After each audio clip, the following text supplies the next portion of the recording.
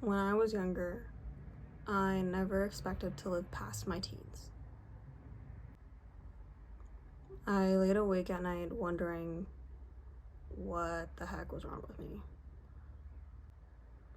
Why couldn't I make friends? Why did I struggle to socialize? Why did I break down at every public presentation?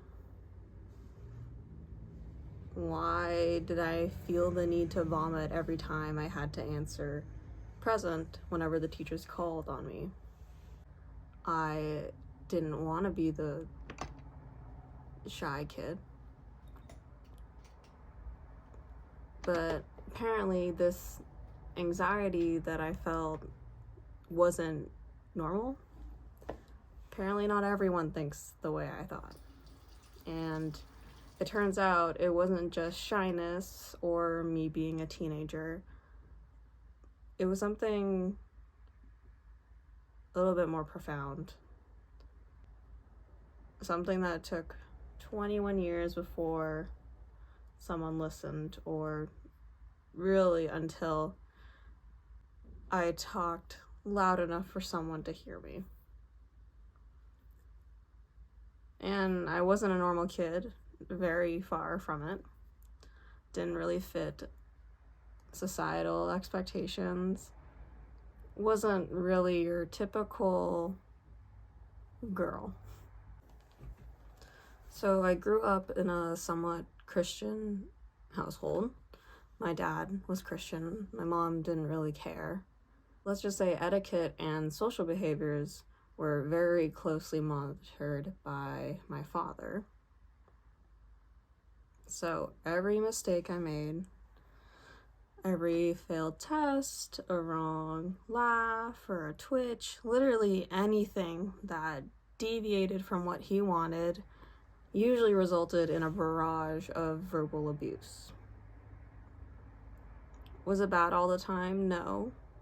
Could it have been worse? Yeah. But it was still an environment I did not feel safe in. Because of him, I learned to hide myself and stay quiet and just monitor all my actions. And that has created this still constant, monitoring of my actions, my surroundings, the people I influence. Just anytime I'm talking or am with someone, I'm always making sure that they're not getting upset, that no one is in a position that could create such a reaction. I was really afraid of my dad, and we no longer speak, but that story is really for another day. What I really want to talk about was everything that led to this pile of documents here. So it seems like a lot, but really it's not. But what it did have was the answer to all those sleepless nights, all the times I thought something was wrong with me and that I wasn't likable because of just me. But apparently all my answers had been laid out in front of me. Everyone else knew the answer, but I didn't. And I had to spend about $50 to receive this stack of papers, which is kind of odd because, it's all in my name, so it should be mine. Regardless, here's kind of my journey where I started figuring out what the heck was wrong with me. To just get a glimpse of some of the passages that are in these documents, a lot of them are report cards, and so a lot of the comments were, Brianna can't complete her work during the allocated time. Brianna struggles with comprehension of simple text. And Brianna shows some progress, or she's a pleasure to work with, but she falls behind her peers. These are some of the more tame passages, I would say. And it kind of, seeing those same comments over and over again made me realize that if I'm already failing And if everyone around me thinks I'm already failing, why bother trying at all? Because I wasn't like everyone else. I wasn't smart or skinny or funny or desirable. I wasn't anything that everyone else was. I could never amount to the intelligence of my friends or be as athletically skilled or as good in the fine arts. There was always someone better than me.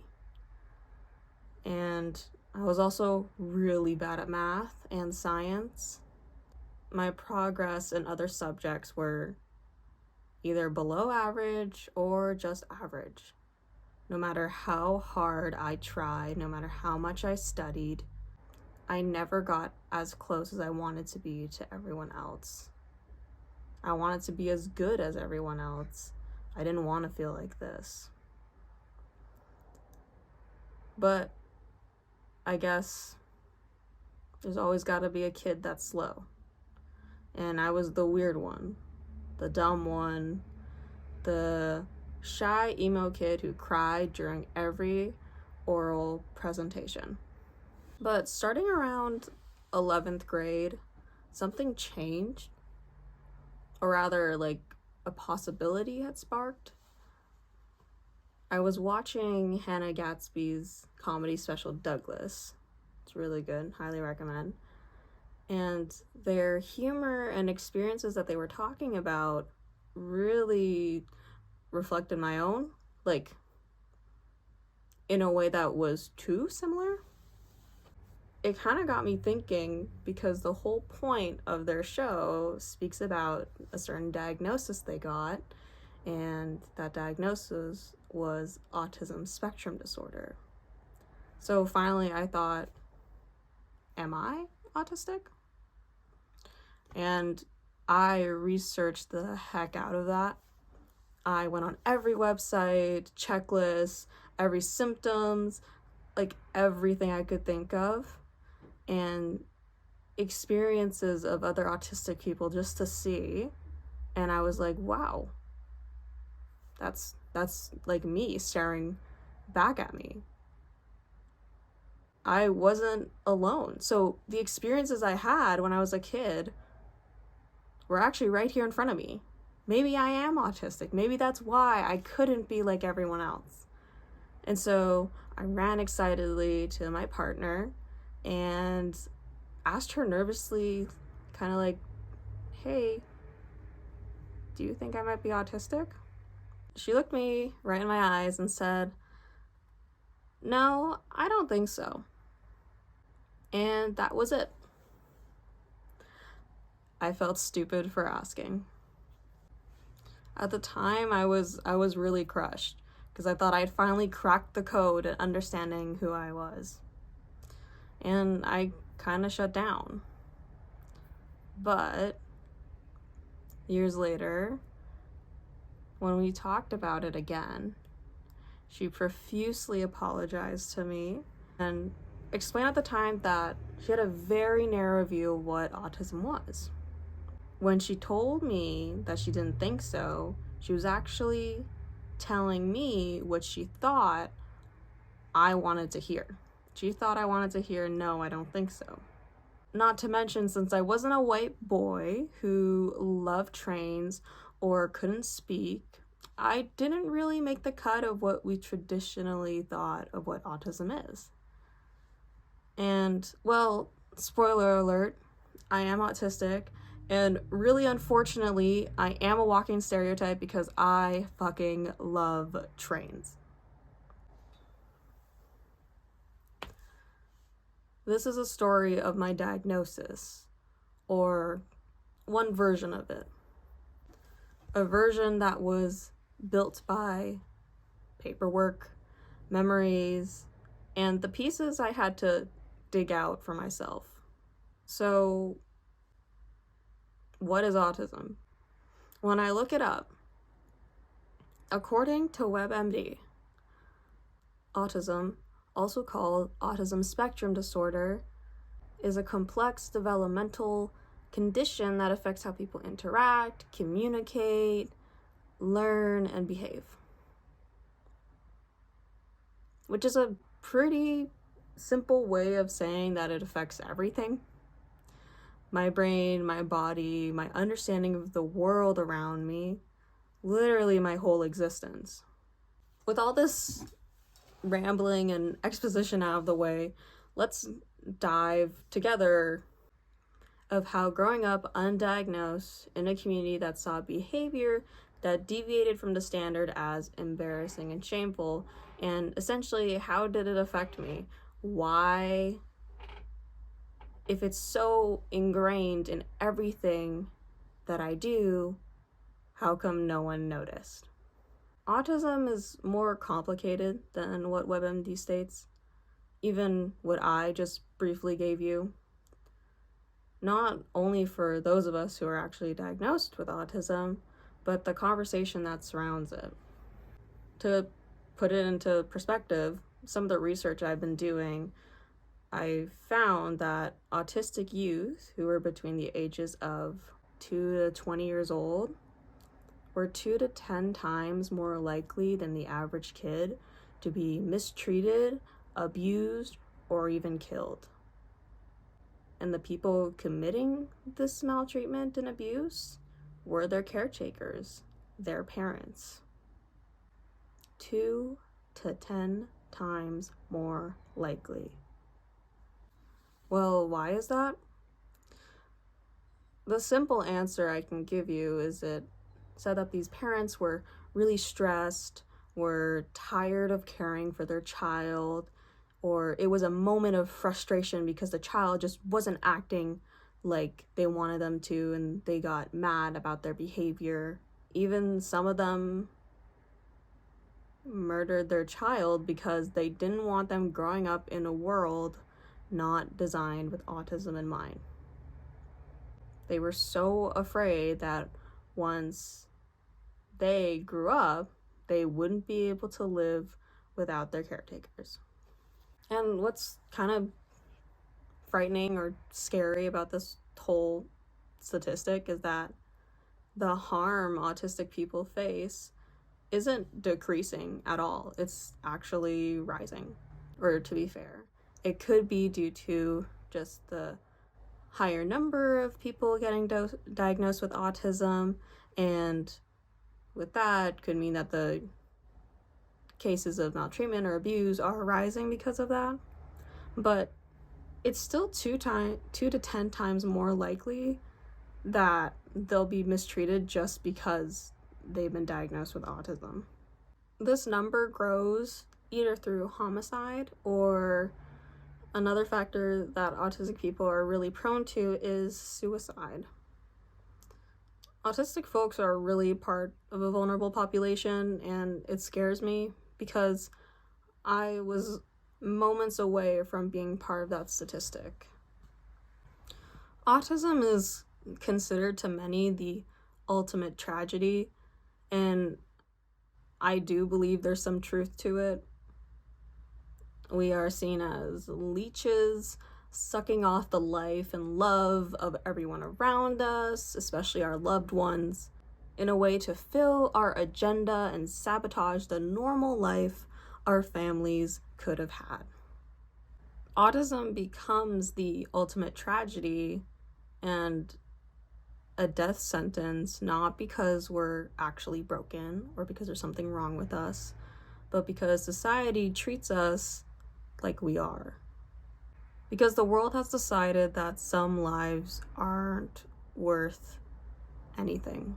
The world would rather keep its harmful biases, keep telling kids they're slow, to tell them to suppress their behaviors, and to just be normal.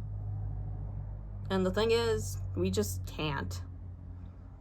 You want us trapped in a neuroconventional world, and you're telling us to act like you, but we just can't. Part of the reason I'm talking about this is because we will continue to live in this world without change. Autism is really a part of human diversity, just like having ADHD or being born a different ethnicity. It's just a part of human diversity. It's not anything that changes a whole lot. No matter how hard people try to get rid of us, eugenics or anything else cannot take us away. But to kind of move on from that conversation, there's this autistic advocate, Jim Sinclair, and he's highly recognized. He wrote a very beautiful speech called Don't Mourn for Us, which I so highly recommend you read. I am not kidding. And he wrote this speech to parents in the 1990s about how they need to change their expectations and beliefs about autism. I cried while reading this whole thing.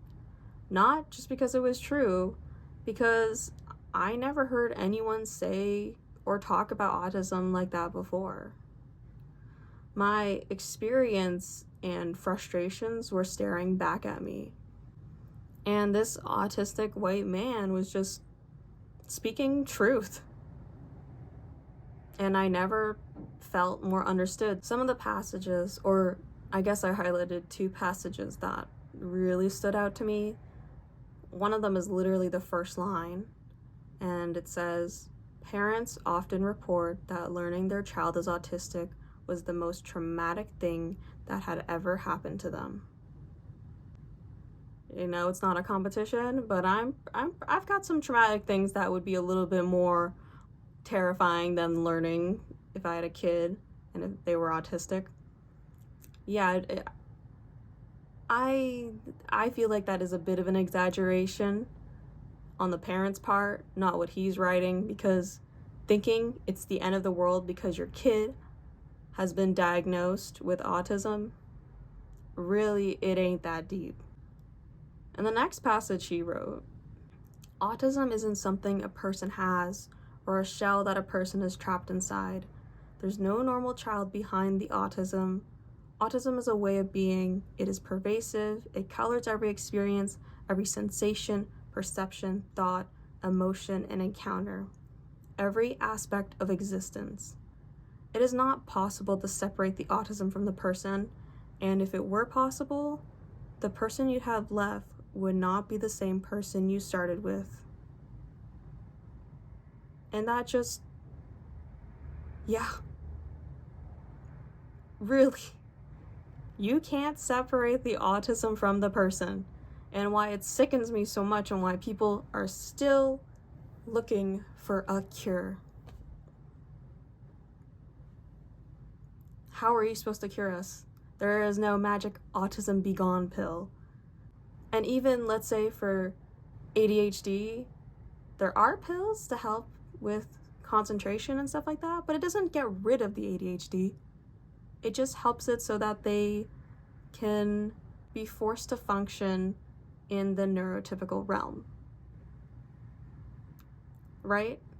ADHD medication would not be necessary if we just had a more open and larger understanding that people learn differently.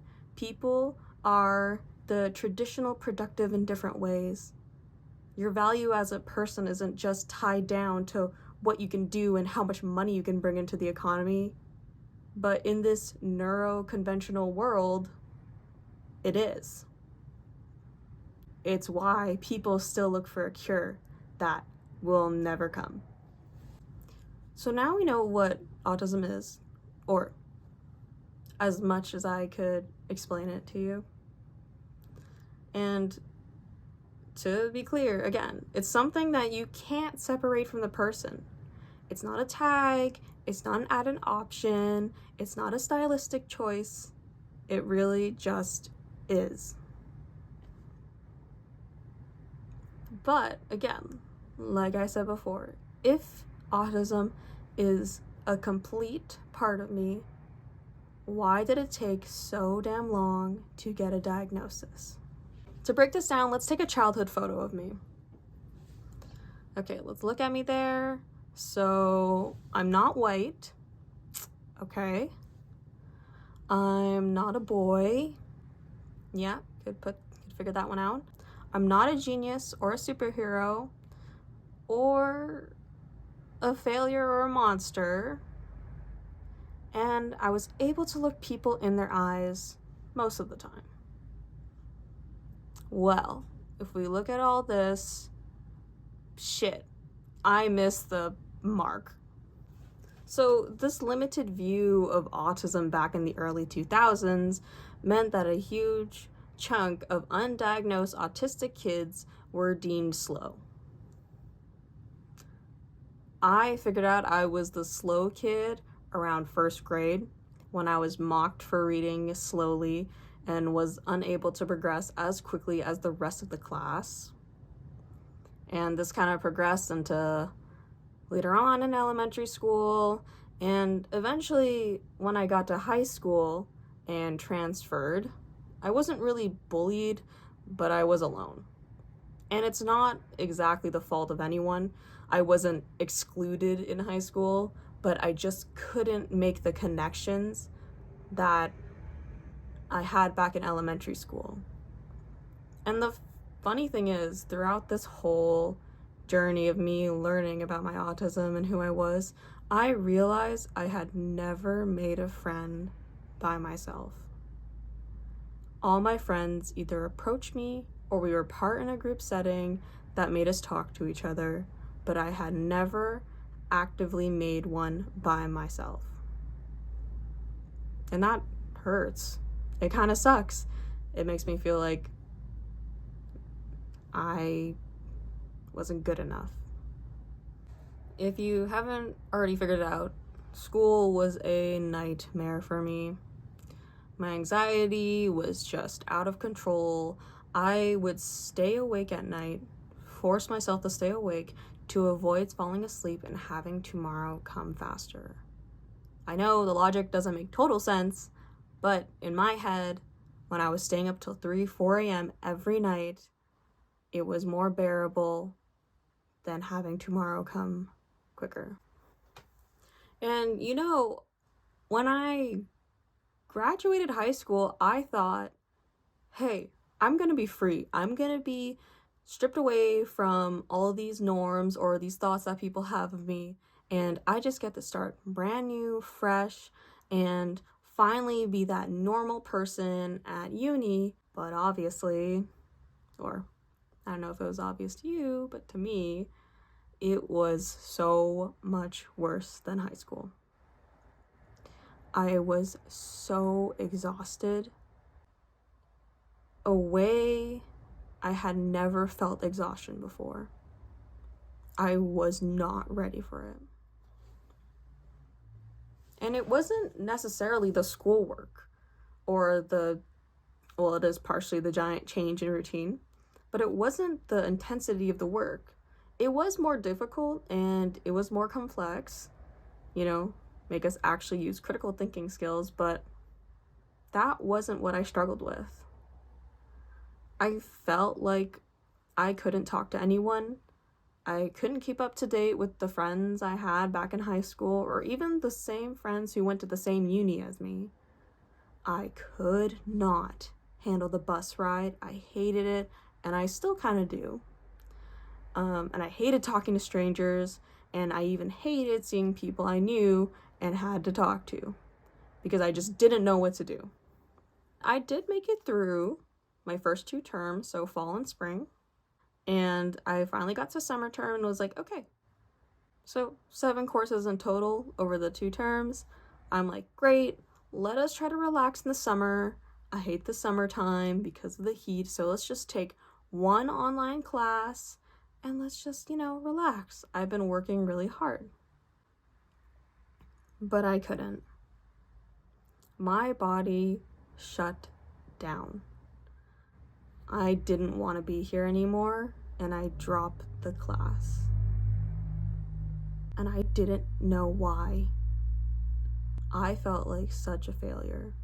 My world kind of spiraled. I was lying to my mom about the class, and I felt like a failure, and most of all, I just wanted to be normal. I couldn't understand why I couldn't be like all the other kids. And I wanted to be, cool like my friends. I wanted to be happy with myself. I wanted to not even just excel, but just be kind of a bit more than average, or at least be average enough that I found that I was okay. Hell, I just wanted to take the damn bus without feeling like my world was falling apart. And no matter how hard I tried, no matter what I did, I just couldn't be like everyone else. And it's not in a way that's like, oh, I'm not like everyone else, I'm special. I just wanted to be fucking normal. I didn't want to be quirky or weird or different. I just wanted to be an average person, basically an NPC with some friends, and to just be your average Joe. But no amount of wishing for this and reading books about how to be like everyone else could make me normal. For a bit, I started losing connections with my friends, my family, even my partner. I thought this was the end of my worth, that if I disappeared tomorrow, everyone would be relieved. But something happened. Something I can't even remember, but it pushed me to look at autistic diagnosis in BC. And when my life was literally at its tipping point, where I contemplated every night, should I continue living till tomorrow? I don't know what pushed me. I don't know how. Emailed a psychologist who specializes in autistic diagnosis. Nothing happened. I struggled a lot. I got a full-time job, then got laid off because I didn't have enough money, and had a massive surgery because I got really, really sick. Don't worry about it. I'm fine. Not really, but I'm fine. Just in the end, we're alive and we're here. After a year and a half, I finally went back to school. I didn't want to. I really didn't, but I literally wasn't working. I wasn't doing anything, and I felt a lot of pressure to go back, to be productive, and to not have my mom think of me less. And that's when I met, not the psychologist, but I got in contact with an autistic counselor. And saying that person helped me would be an understatement like you wouldn't believe. She completely changed my life. I'm not even joking. I am not exaggerating. And I owe her so much than I could ever give. The things that we spoke about, the things she put into perspective for me, is something I want to do for other autistic kids, young adults, people who miss the mark. Yeah, basically miss the checklist of the stereotype of autism. She was the first medical professional to told me straight up that I was autistic. And did I really enjoy hearing that? Absolutely. But since she couldn't diagnose me, and no matter how many times she said, no, you're definitely autistic, like someone would have to be blind to not be like, this person is autistic. I just couldn't believe her. Like, I was so thrilled to hear that. I was so happy, but I just couldn't. Because, again, why has it taken it so long if it was so obvious to other autistic people and to medical professionals that I'm autistic, so why haven't I gotten a diagnosis anywhere? But anyways, without a clear piece of paper that said, congratulations, Brianna's autistic, I just couldn't believe it. And one of the difficult things about this is because in BC, it's kind of hard to get a diagnosis, especially when you're an adult. And so I completely respect the self-diagnosis movement. Totally, we live in a world where people do not get diagnosed with things they should be getting diagnosed with, and some people either just don't have the money or the resources or even past documentation to make it happen, and so completely respect it. I 100% do. But I couldn't respect it for myself. Besides her getting me ready for the diagnosis process, oh yes, I forgot to say, exciting news, I was going to get a diagnostic testing done in a couple months. So she was basically, during that time, helping me prepare, giving me advice, and we talked about my feelings and whatnot. So basically therapy. But the biggest thing she kind of left me was something I'll just never forget. She told me autism is like walking in a forest. She can take my hand and guide me down this dirt path. We stop and look at this simple plant. She tells me all about it, how it grows, how it behaves, what it offers to the land. But when I ask, what about everything else? She says, I don't know. I'm not sure where this path will take us, but I can tell you about this plant, and that's enough. I don't know if that makes sense to non-autistic people or even autistic people, but to me, it kind of changed everything. No matter how much we talked about autism, no matter who says someone has it or not, it doesn't really matter because no one really knows what it is. We know it affects everything about us, but every time we talk about it, it's in the most vague terms ever. It just feels like we can only say what autism is so many times that it just starts feeling like nothing. Like I got a sandwich with nothing in it, like it's a nothing burger. With that knowledge,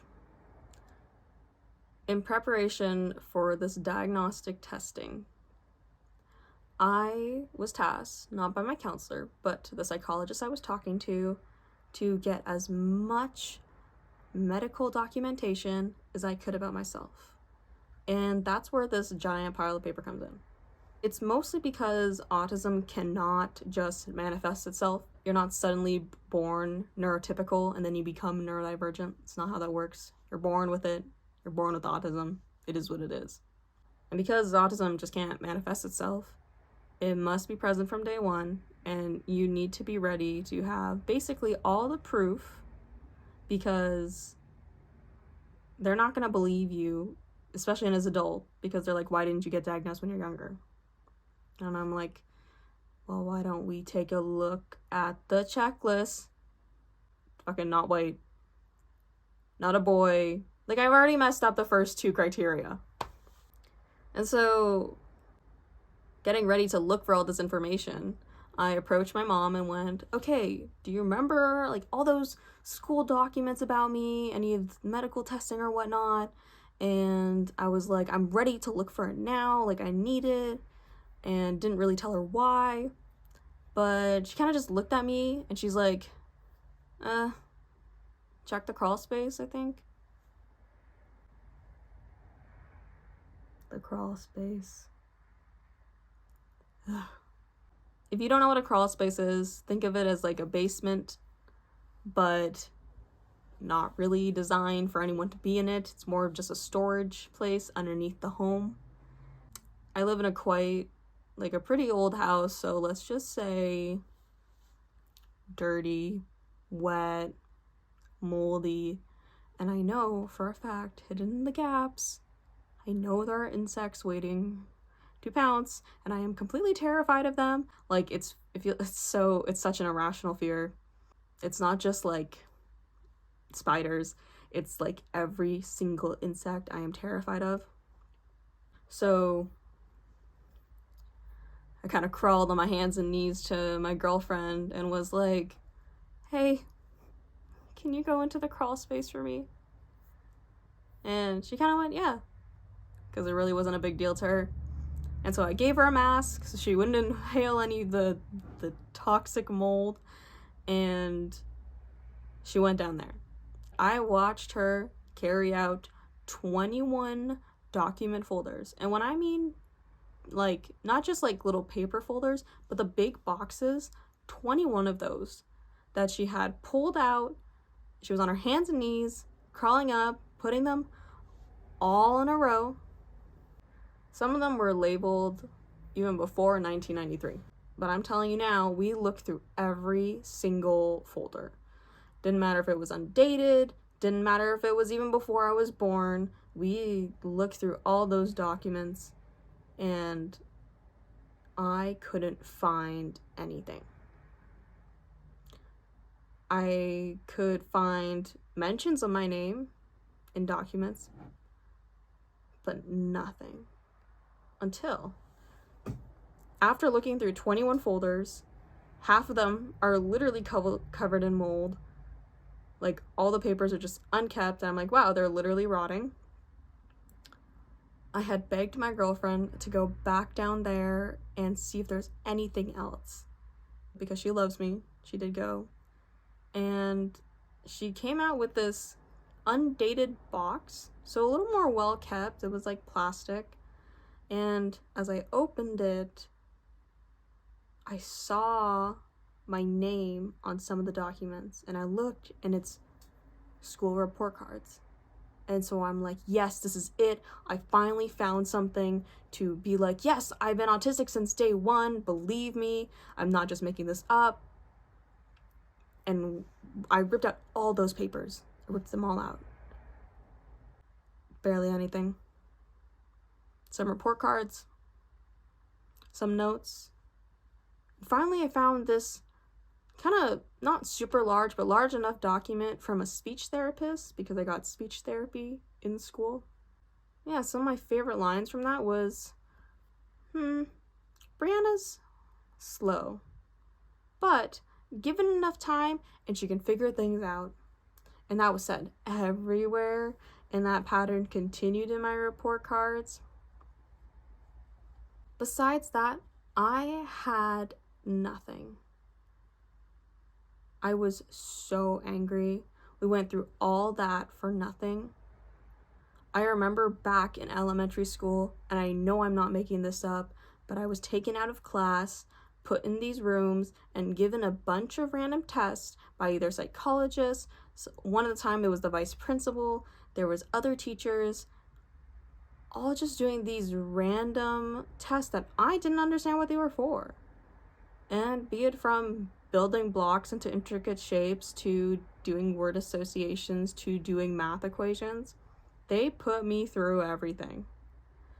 And not a single documentation in my house had any mention of them anywhere. And I really thought this would be my answer, but I was just so baffled. I felt this dread. I was like, how was I going to prove that I'm actually autistic? Because it's not written anywhere. In a last-ditch effort, I called my elementary school. The same rude receptionist picked up. I remember her very, very well. She was very mean for no reason. I basically asked, like, hey, like, I'm a previous student from this school. I was wondering if you had any documentation. She basically said, yeah, we can't help you. Your high school should have that. And I was like, okay, well, screw you too. Okay, obviously I didn't tell her that. But she was mean, and so, I don't know, I have the right to say that. Anxiously, I did just that. I called them and asked, hey, could I have all my records? And they went, sure. We can print them for you. You just gotta send over $50. And I was like, fine. So I sent over the $50, and a week went by, and time was just anxiously creeping closer to the testing date, and finally I got it. I was so excited. I was like, oh my gosh, yes, thank you. This is what I was looking for. If I don't have these, I literally have nothing. And it was in a pretty, nice, large printed folder. It had my name on it and the word confidential stamped on it. So I'm like, this is pretty official. This should have something. I took literally everything out. I flipped through all the pages, all the notes. And again, who would have guessed? Nothing in them.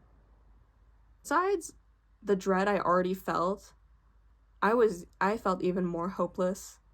I thought I'd solved the problem. I got so much willpower to call my elementary school and then have to call my high school because I hate phone calls.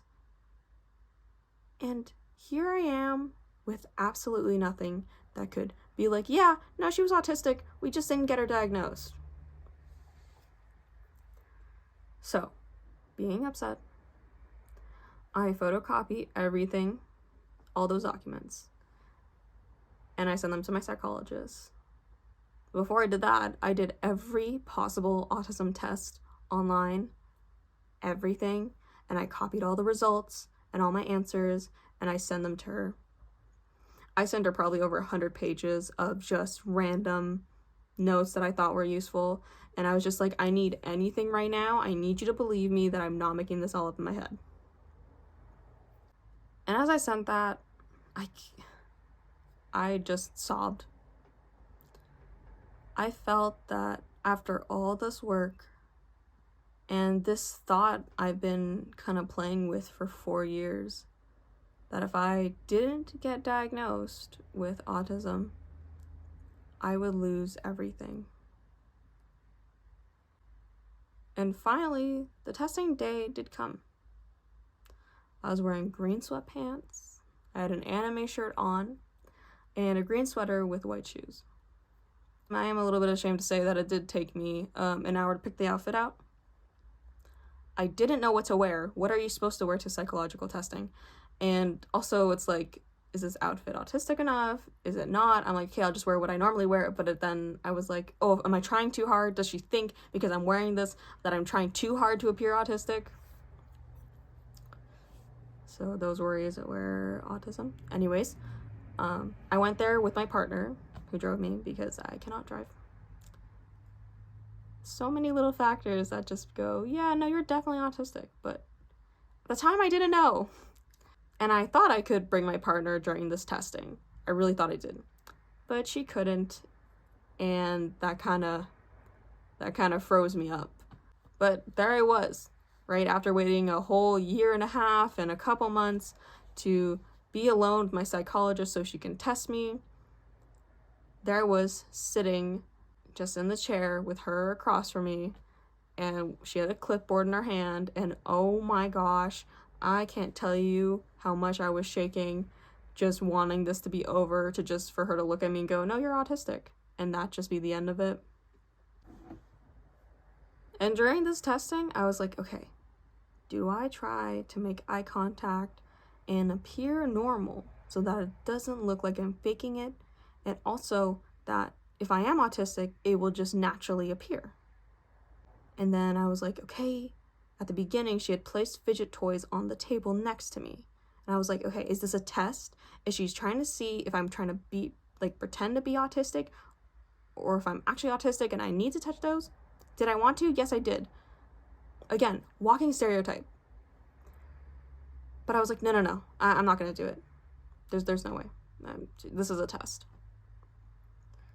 And one time she had left the room for 3 minutes and I was thinking, okay, I know she said she was going to go get water, but is she actually just watching me through a camera? And no, I couldn't find a camera. And so I pick up one of the toys and I'm feeling it in my hands, and she comes back, and then I just kind of like freeze and play with it a little bit more. And then put it back down as softly as I can. And I'm like just trying to, I'm just like the whole time, I'm like, just be normal, just be normal, just be normal. Like, just seem like you're not trying to fake it. Those 2 hours flew by. And I was exposed to the most random tests that no one can ever prepare you for. No matter how much warning I could give someone who is going to go through an autistic diagnosis, I had no idea what was going on. I had to read stories with no words. I had to explain how to brush my teeth. Could I do it? No, I sucked at it. I wasn't ready. I didn't have my script prepared. And when it was all done, I walked out of there, met my partner in the seating area, and I just felt numb. Felt weird. I was tired. I was upset. And we sat in silence all the way home in the car. And I was just thinking, did I ruin it? Did I say the right things? Am I autistic, or am I making this all up in my head? Am I just making excuses for not being like everyone else? And not only was I worried for the testing, but also about the money I just spent. So, to give a little explanation, in BC, the BC Autism Assessment Network does offer free diagnostic services for children and teenagers, but those wait times can stretch up to 3 years. And also, there is a huge risk that adolescents who are inquiring about diagnoses would just age out. And so once you age out, the private assessments are $3,000 to $5,000. $3,000 to $5,000. Well, it's a significant financial barrier for anyone, for any lower income individual. So if you're an adult and you don't have the funds, well, I guess too bad. Because, you're not getting diagnosed with autism. Yes, I did spend $3,000. I did. And it was only because of my previous job and the savings I had from it that I could pay it. But if the stars didn't align or whatever, and I didn't have a job, I wouldn't have been able to pay for it, and I would still be stuck in this existential crisis of, am I just never able to be like everyone else? But anyways, this money was not easy to let go. It fucking sucked. And my family being part of the lower middle class, and the only reason we actually live in a house like this is because it was my grandparents originally, so they paid off all of it. Money's a constant stressor. Also because my dad doesn't pay child support, but don't worry about that. But after all these things, after spending over $3,000, after all this worrying, I had to wait. I had to wait 3 agonizing months, and I just waited and waited and waited, and I thought about it every single day. I just wanted to know the answer. I wanted to know that after all these years, was I just faking it? Was I just attention seeking? Was I actually autistic, or was it all just in my head? And when those months went by, and it was hours before our Zoom call, I didn't know what to do. I just wanted her to cut the crap and tell me, right? I'm like, you know the answer, you've known for a bit, but just tell me, I need to know. I didn't even want her to say hello or to ask how I'm doing, because one, I hate answering those things anyways. But I was just like, shut up and tell me. And so I'm in that Zoom waiting room, and I finally hear that bing. It's telling me that she joined. My partner was sitting next to me throughout the whole thing. And most of the time, she did most of the talking. I just couldn't wait. Just in a daze. I didn't care for anything. And I felt like if I didn't get my answer right this second, I would throw up and die on the spot. And then she grabbed my attention. And quickly I'm thinking, was this all in my head? Did I just waste her time? Was this all for nothing? Did I spend $3,000 for someone to tell me that, no, it's all in my head? Then she said, Brianna, you do fit the criteria of autism spectrum disorder. Holy crap. I fucking did it. I did it. I was right. I knew it this whole time. All that self-doubt, yeah, no, I know I was just making all that up. I definitely wasn't worried for a second. I was so darn happy. I literally couldn't stop smiling, and I had to just not smile the whole time because I looked like a dork. Like I was just like I just couldn't. And that meeting took an hour. Was I listening? No, not really. She was telling me about all my, I don't know, my struggles, my deficits, and then was like, must have been really hard for you. And I'm like, yeah, no, yeah, that's a bit of an understatement. But, as she talked, I didn't really care at all. I got my answer. That's all I wanted. I spent $3,000 for someone to say, yep, you are autistic. And then we said goodbye, and I looked at my partner, and I was just looking at her, and then I got up, wrapped myself in a blanket, curled up on the couch, and took a nice, fat, long nap. Because it was over. The years of waiting, the anxiety, it's all done. I did it. I got my diagnosis. I won. But it wasn't over. Not in the slightest. I still can't make small talk. I'm still super anxious taking the bus. I still struggle in my classes, and I worry that my friends don't like me. And I still haven't made a friend by myself. So, like, what the fuck? This was supposed to give me everything I wanted. I spent $3,000 for a yes and nothing else. And, I'm thinking about this. I'm thinking about how just angry I am. And if I went back in time, would I have done this all over again? And yeah, I would. I absolutely would.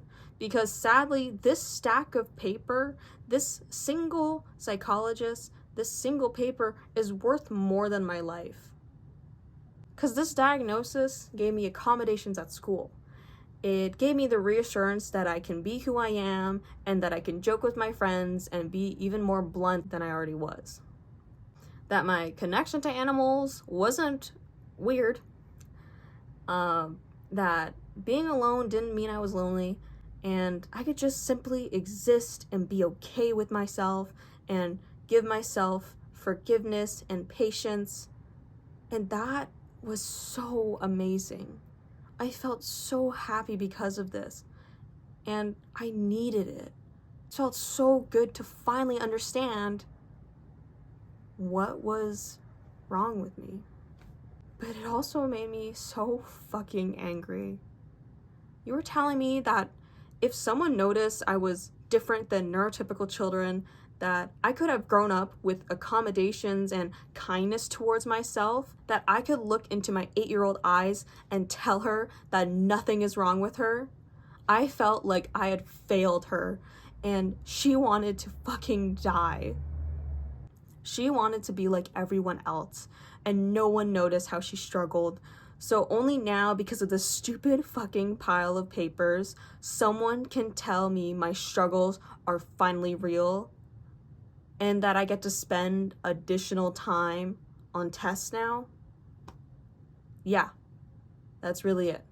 I can spend more time on my test. I'm just so angry because my dad dismissed the worries my mother brought up.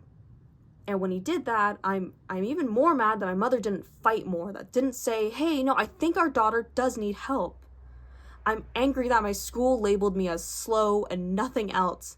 And I'm mad at my school counselor when I was in high school, and she asked me if I wanted to remove the special needs label from my documents because she told me universities would see it. I was scared. I wanted to be seen as normal. I didn't want this label. I didn't want to be seen as slow. I wanted chances like everyone else. I told her to take it off just so I could be like everyone else. I wanted a doctor to notice. I wanted anyone to notice that I needed help, but no one saw me. So do I want to shred these papers? Do I want to get rid of everything everyone has said about me, about child me? Because when I look and think about the time when I was 8, when I was 10, 14, just that whole period, why didn't anyone say anything? I was a slow child who didn't excel at anything. I was the introvert, the crybaby. And yeah, I do want to burn this pile of paper. I want to crush it. I want nothing to be left so that the people who kept telling me I was slow could just rot. Because I carried those words with me for years, and they still affect me today. But I can't. These papers consume my existence. It is the only proof of my autism, and without them, I wouldn't be anything. Now, if you're autistic and you're watching this, you are worth more than you think. We have this way of perceiving the world that neurotypical people could never experience or understand, and that is just frankly beautiful. We can be geniuses. We can be nothing at all. We can be anything. And even if it feels like it's all hopeless, the world needs us. And more specifically, other autistic and other undiagnosed autistic people need us to see that we can thrive and we can find happiness, that we can keep living in this world even if it feels like everyone and everything is against us. I still struggle with my mental health. I sometimes, or a lot, still question why I'm here. But every time I look back at Kid Me, I saw a kid who needed help, that desperately craved attention and support no one offered. My studies as an undergrad focus on psychology and gender studies. I want to change the narrative of autism. I want to help all the other young kids who flew under the radar, from the doctors to the school system to families. Education about autism needs to expand, and sadly, that pressure is put upon us. And I want to make sure that all the other kids who felt the way I felt, who wanted to die, who didn't want to be here, finally get some hope that someone is here, that they can listen, that they will be believed, that their struggles don't make them a bad person, that their life is worth living. We aren't geniuses. We aren't superheroes. We aren't a mistake. And we aren't people with autism. We are autistic, and we won't change to make you comfortable.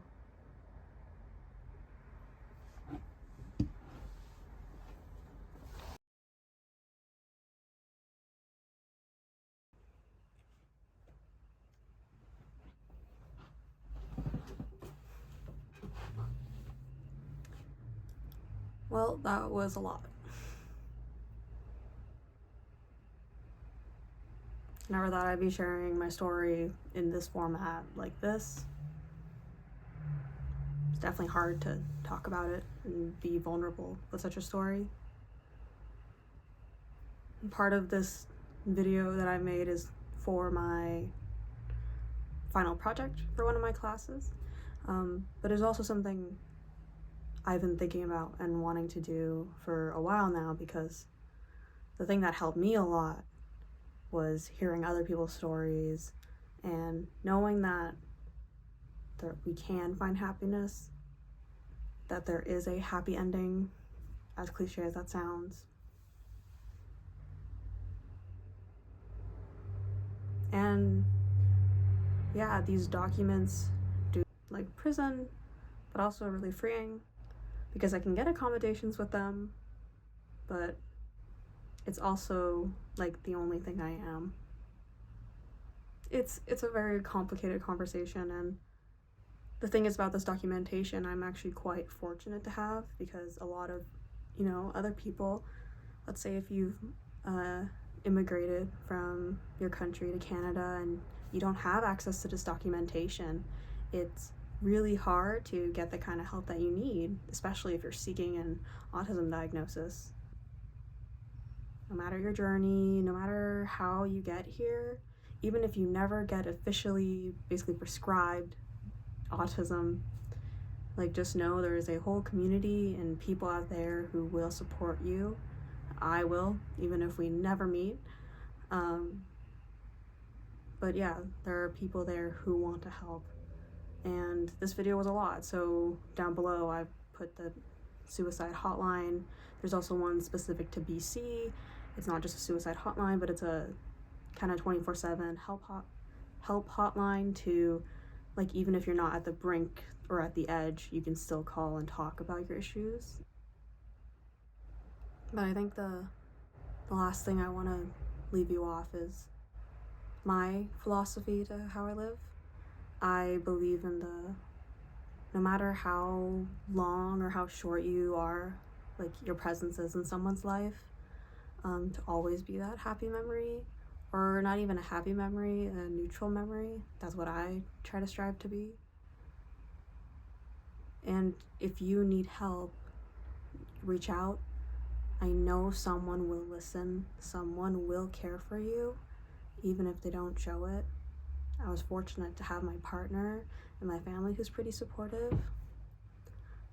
And I know it's really tough when you feel like you can't open up.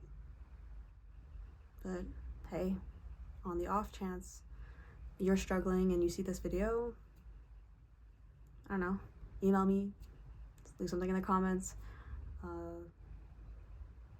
I'm here to help, and I'm willing to. So thank you for listening if you stuck through till the end. And just remember that your worth is so much more than you'll ever see. You never know the kind of impact you leave on people, and so even if it feels like there's no one out there, literally, someone does care.